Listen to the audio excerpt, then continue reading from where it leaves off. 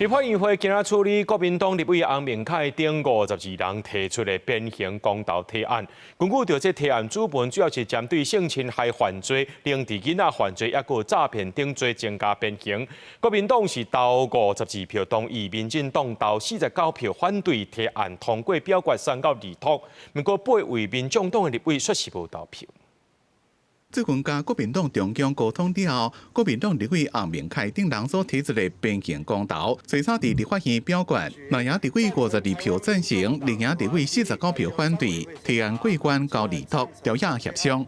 未來還有1個月的朝野協商冷凍期，我們也希望大家能夠透過公投的一個推動，來各自的好好思考一下，我們要的台灣社會是什麼？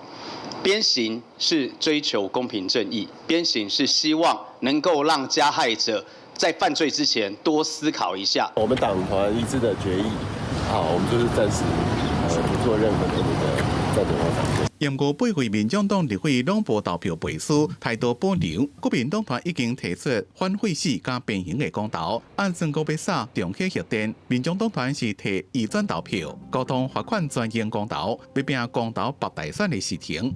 因那變形公投的提案主文是針對性侵害犯罪、虐待誘導罪、高壓詐欺罪，一個複合形態加重詐欺罪，情節變形。民進黨立委講，變形恐驚和台灣的人權評價倒退，全國性公投也開上億。他們認為所要收集民意，其實在立法院裡面，你要修一個法，你可以辦公聽會，可以辦座談會，可以經過非常多場委員會的討論。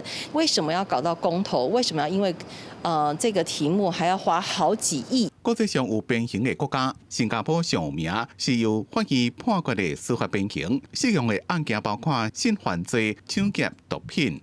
另外，馬來西亞、文萊、伊朗、阿富汗等國家，大部分攏是伊斯蘭教法裡面的刑法。台灣是唔是當引入變形？法務部白講，可能會抵觸憲法加違反聯合國兩公約，社會正反意見差正多。